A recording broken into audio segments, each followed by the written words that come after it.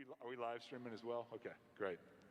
For those of you who are live streaming with us, I apologize for the delay. We do have some special tables here on site on Sanctity of Life Sunday, and so we wanted to give a few extra minutes to those that are in person to be able to visit with those tables and to learn a little bit more about some volunteer opportunities. And anyone out there who wasn't able to be here this morning, feel free to email me or call me or text me if you have interest in that particular ministry.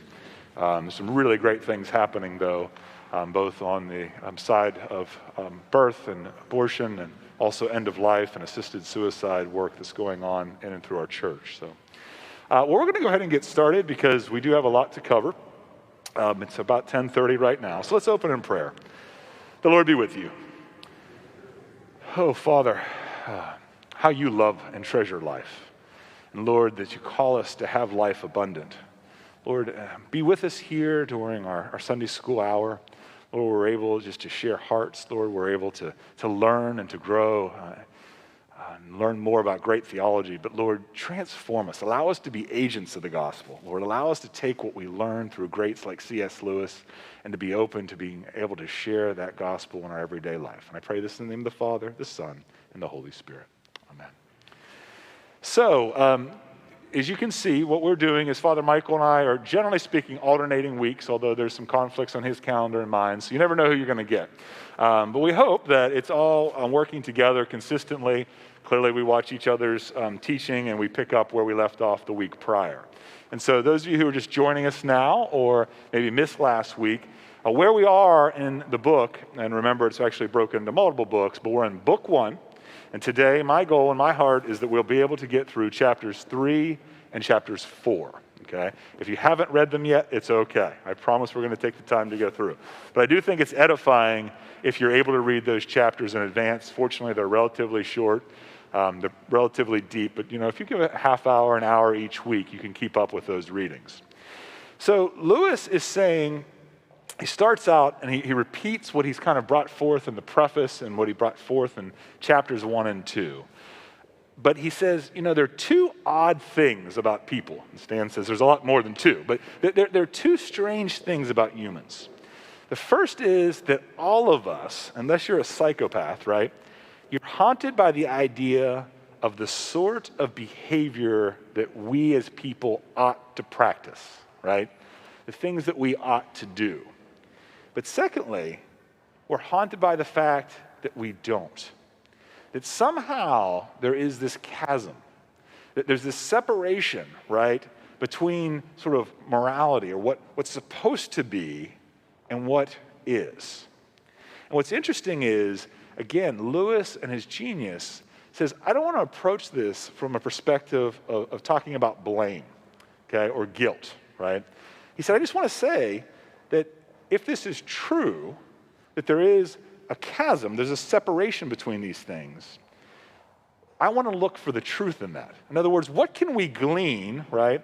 What can we glean and what can we learn about that imperfection, that difference between what we know should and what actually does?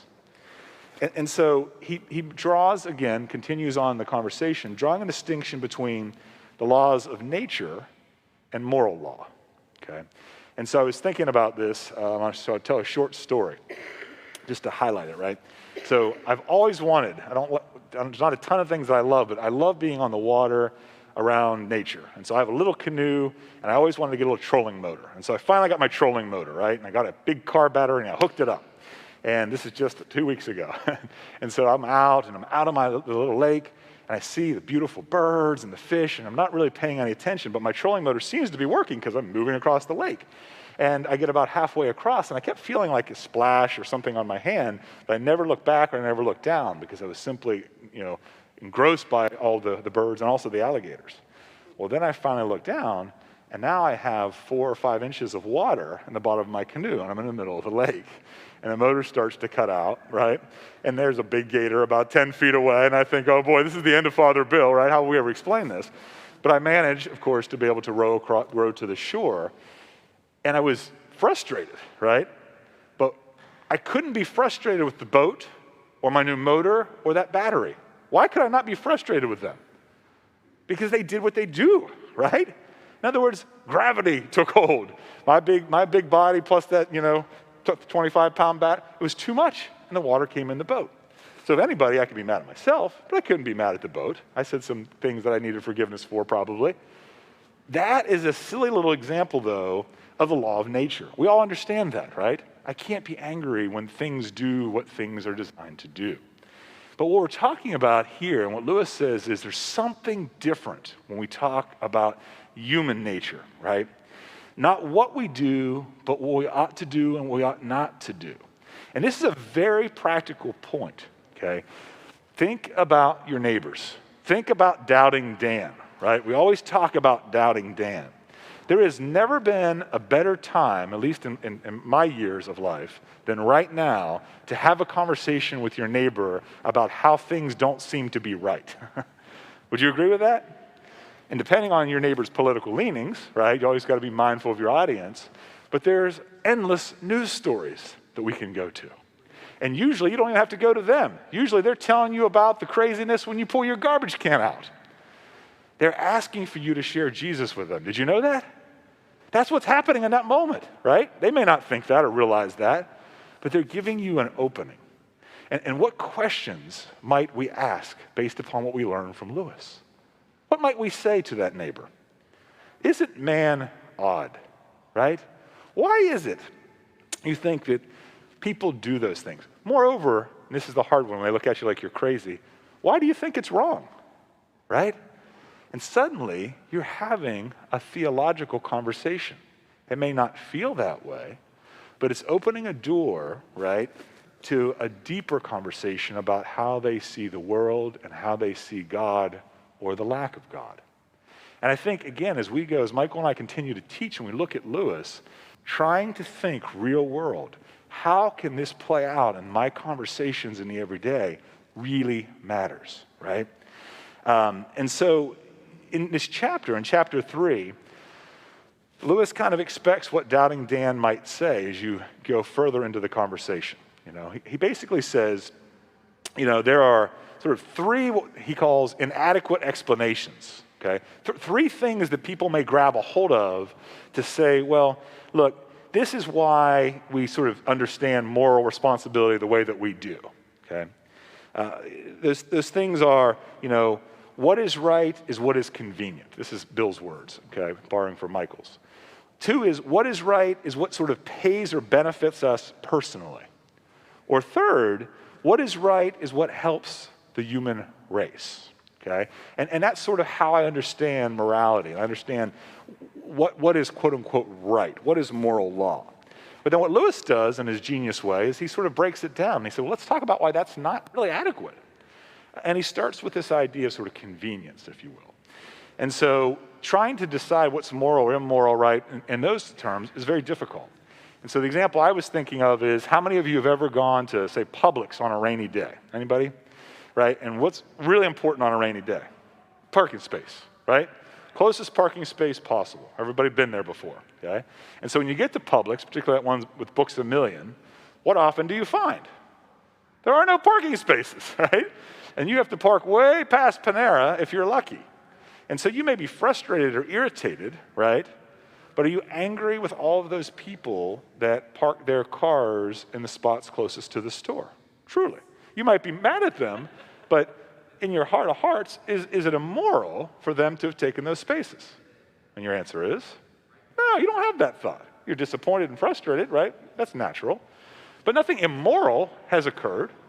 But yet if I go, and it's one of those rainy days, and I have my blinker on, this has happened to us all, right? And I've been waiting, 5-6 minutes for the little lady with her baby to get the thing going and pull out of the spot, right? And then, there's no teenagers here, we'll pick on them. So then one of those teenagers, right, because the car pulls out towards me, they zip in and take the spot. Now what do you think, Stan? Yeah, exactly. Right? Something isn't right. But yet the outcome in both situations would be the same. Where do you have to park? Out past Panera's. Do you see that? Do you see it's a silly little thing, but it's the way you start to realize, well, it's not about sort of convenience, deciding about morality and how that works. This idea that what is right is sort of what pays, what benefits me, right? That sort of defines morality. Would you agree with that? No, you would say no. And not even just as Christians. You would say that when you talk to that neighbor, doubting Dan, I don't know that he would really agree. He may say something along those lines. But then we think about stuff, right? We think about things like, gee, I don't have enough money, right? I feel like I've never gotten a fair shake. And because I don't have a fair shake, it would only be right morally for me to do what? To rob somebody else, right? You've got more money than me. I should come and shake you down. And I get the money, well, that makes it morally right. Is that true? No, of course that's not true. What about the business person, right? Who's out traveling on one of those business trips, and his wife and children are at home, right? And he goes down to that hotel bar. And there's a woman there, right, that is open and willing to have intimacy with him. And no one will ever know, right? So if he does that, it makes him feel good, no harm, no foul. Is that true? No, it's not true. Regardless of faith, doubting Dan is going to have thoughts and recognize that his behavior, right, that evening fell short of something else. And so we can't simply say, well, morality sort of is defined on what's good for me. No. Nobody really believes that when you have a serious conversation, right? We see this all the time. What about this? What about the idea that what is right is what benefits the human race? Okay? What does Lewis say about that, those of you who read? Do you remember? Why should I do what's right for society except when it actually benefits me personally? In other words, I should never be unselfish. Why would I care about the greater world around me? That defies everything. But it begs the question, right? When you say to people, no, that's the right thing. Men ought to be unselfish, but they're not. And this is where we end up. It's circular, but we end up, there's a recognition that we, human people, right, humankind, understands that there is this standard, right? There's something that should be happening that makes things right. And yet, repeatedly, we fall as humans to sort of reach that place. And that gap reveals something to us. It points to something more. And I know, again, sometimes we as Christians, it's like, well, yeah, let's jump into sin. And let's talk about the biblical explanation so we can understand the importance of repentance and forgiveness and restoration and all those words that we know and we've lived and we've experienced. Who are we talking to right now, though? Who's Lewis talking to right now? He's talking to doubting Dan. He's talking to the unchurched neighbor. In fact, not just the unchurched, but the neighbor who's been so turned off by the church that he doesn't want to hear all of your churchy words. And so Lewis is patiently talking to this audience via radio, ultimately via book. We have to be patiently talking to doubting Dan, our neighbor. Would you agree? Okay? And I know I look over at Ben, sometimes Ben goes, but Bill, sometimes you just bring the Bible. And there are times, right? And we trust the Holy Spirit to show us those times. But to be able to engage in a conversation sometimes begins patiently. Sometimes it begins slow. And having conversations about the difference between natural law and moral law is a great place to begin. And working through some of their understanding or some of the reasons that they believe that there's this chasm or why people might behave, and sort of showing why that isn't exactly right matters. And so, one little just side note, if you study history, sometimes people in great power, right, realize the way to kind of keep the peasants at bay is, through common things, right? Common things like making sure they have just enough food to eat, making sure that they have plenty of alcohol to drink, right? To drink away their sorrows, to allow them to have plenty of intimacy with their spouses, wives, girlfriends, whatever it might be. And that way, all the peasants will just take care of themselves and not overthrow me, right, the king of this place. And so the other thing that's also helpful in societies is to throw in religion, right? And so a lot of times people think, well, and you've heard this conversation, well, religion is really just a way to kind of keep the society together, right? And as long as everybody believes in God and believes in our culture and Christianity, et cetera, we won't kill each other. But if that leaves, right, with the presumption in saying something like that religion somehow is the fabric that keeps it all together, if religion starts to leave, what should happen? We should kill each other. But yet when you look to places like Europe, right, today, slowly our country today, where religion is not very important, is not something that really knits us together anyway, we're not necessarily killing each other. So I'm not making a case against religion. I'm making a case for the fact that even when particular expressions of faith are stripped away, somehow man still recognizes what? They still recognize that there's a moral law. There are things, right, that have to happen, or should be happening, and there's things that we're not doing. And that chasm, again, reminds us and reveals to us that there's something more. And so when we're talking to people that are atheists, maybe agnostic, people outside the faith, talking about this really makes a difference. Now, what do we believe as Christians? If we eventually go too far away, right, and completely abandon God, what will happen? Society will start to come apart, right? Because we walk away from that belief at all. We walk away from moral law completely.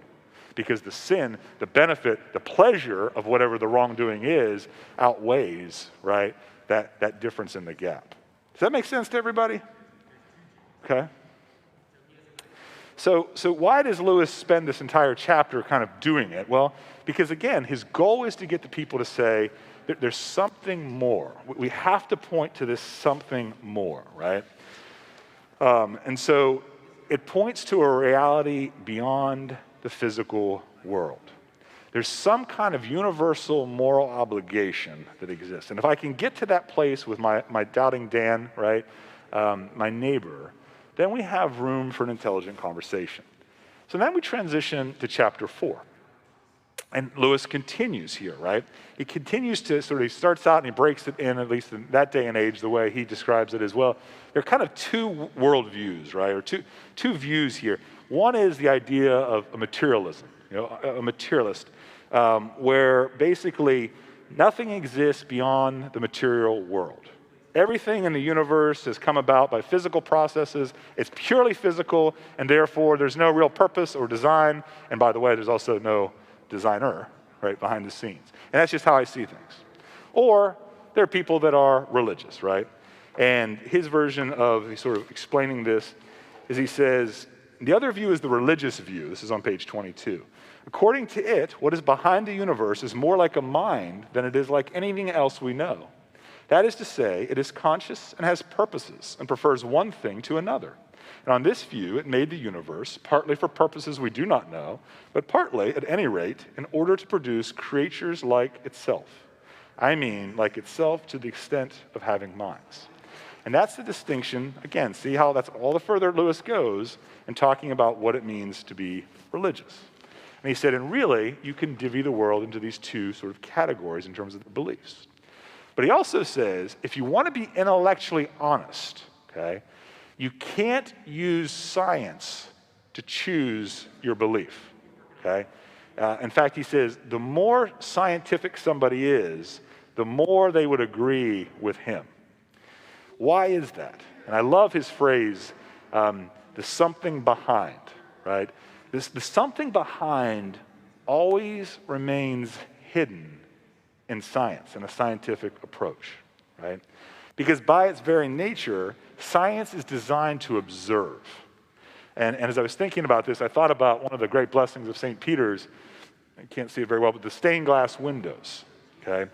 And you come in and you can marvel at that stained glass window. And you can study it, can't you? You can look at the colors and identify and put down in your book doc, right? The different colorations and the composition and how it comes together, right? The story that it tells. But what it can never tell you is what? It doesn't tell you about Bill Dodd. Who is it that created the stained window? Who installed the stained window? It doesn't tell you about the artist, right? Who put it all together. You can admire it all day long and study and put it all down, but it doesn't tell you how it came to be, okay, truly. And so the statement that there's a God or there is no God are statements that science simply cannot prove by its very own design, by its very own limitations. Lewis even says that if science were to reach a place where it were so complete that it knew everything, every material thing in the universe, it still can't answer the two fundamental questions of why it exists or whether it has any meaning. So I guess that's it, right? Let's close our books then. Great eternal mystery. We'll figure it out when we die. Is that what Lewis says? No, of course not, right? He says basically a couple of possibilities exist. The first one that we'll get into later, and the one that certainly we believe and know to be true as Christians, right, is that the something behind, use that phrase, the something behind reveals itself, right, within its creation, or as we know, reveals himself within the creation. But we don't want to go there yet. Why not? Because as soon as you start doing that Jesus stuff, what's going to happen? Right? That's it. Doubting Dan says, oh, that was been fun, Stan.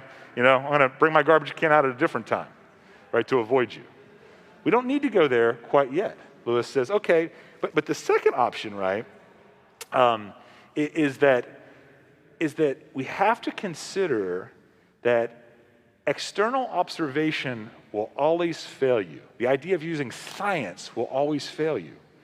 But turns out we're men today. We're people, right?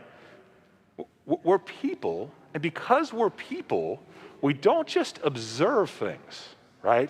But instead, we have the great privilege by our very design of doing what? Experiencing things. And this is the brilliance in this chapter, right? We have the ability to experience this odd, bizarre thing called the moral law. And we realize that, one, we didn't make the moral law, right? I mean, you know that. An absolute atheist has to say they recognize that we didn't make the moral law, right? Can't forget the moral law. Number two, even when we try to do it, even when you try really hard, and we've all done this, right? Sin, rationalize, and pretend like it doesn't exist, you can't forget it. And number three, we know deep down that we should obey it, right? Those three things are really important. We didn't make it, can't forget even when we try, and three, we know that we should obey it. And this, by the way, this experience is very different, because even if an alien from outer space came down and did their scientific study of us, right? Somebody who has never been, people before, they couldn't see it either.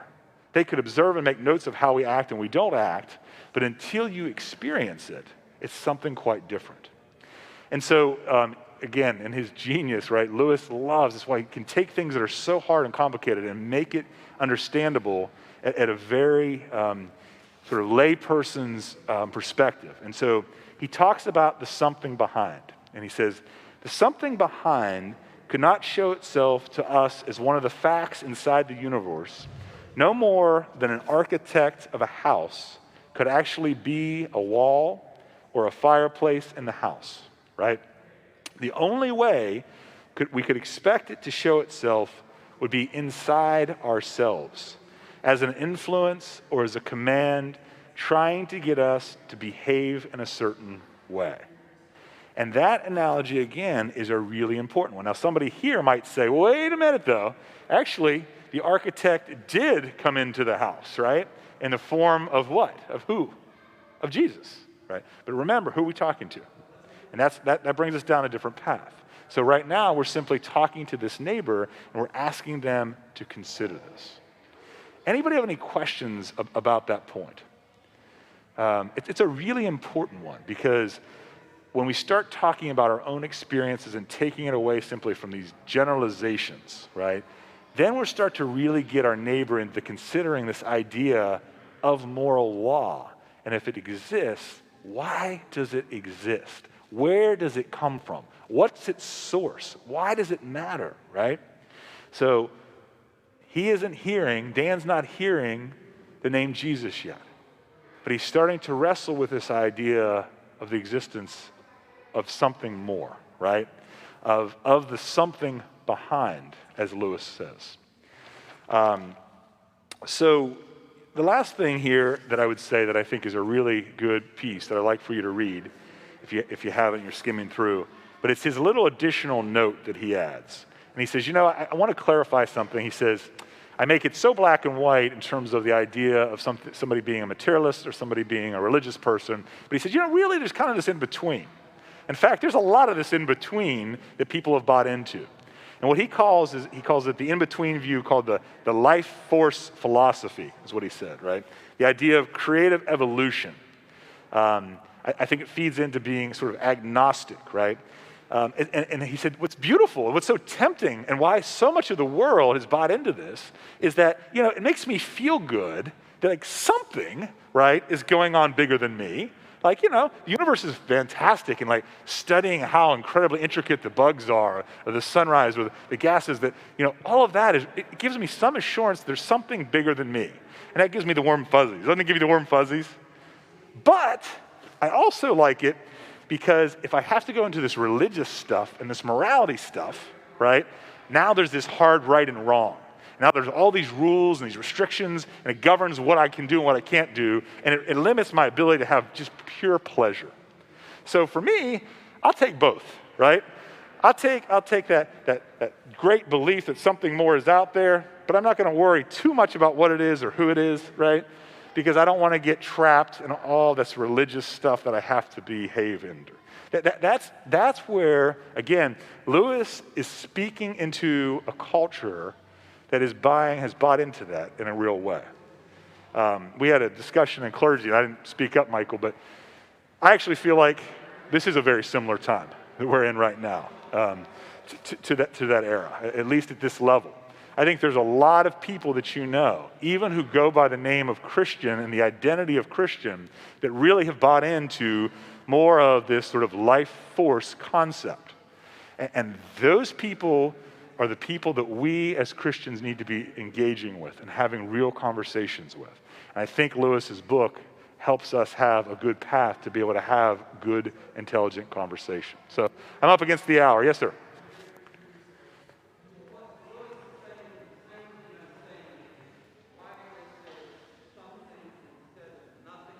Yeah, so the question is Lewis saying, why is there something rather than nothing?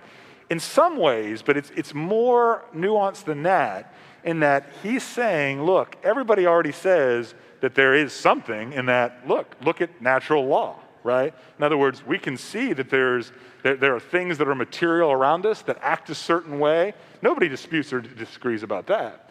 But what happens is that some people want to lump humans, right, and the way that we experience the world, our behavior, our morality, somehow into that same concept. And he said, but no, something is very different. And everyone knows at their heart that what governs us, right, moral law, what should be happening, but what's really happening in this crazy chasm that exists between them, that's something quite different. This is something that we have to explore in a deep way. If you really want to know the truth and why you were born and what the existence of the world means, you have to walk away from science, and we have to talk, right, at a greater level. We have to talk about morality. So yes and no, right? Nobody would deny sort of like why there's anything, why there's not. Sort of they just throw their hands up as materialists and say, it's here, but there's no designer, right? It just matters. So next week, I think, Father Michael, what would you suggest we should do in terms of reading? We'll send it out to you all, but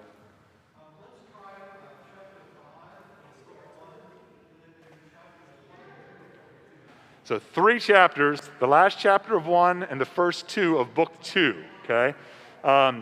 Just real quick, logistically, hand raise if you received an email from us this week through Disciple Life. Okay, some of you haven't, and I'm trying to figure out why not. So if you didn't get it, please make sure that I know about it. And particularly if you haven't registered, that's why you're not getting the email. But if you have registered, you should be getting that every time we send. You should be getting this Sunday, the next Sunday's handout. And a couple of you didn't get it for different reasons. Okay? Thanks, everybody. See you next week.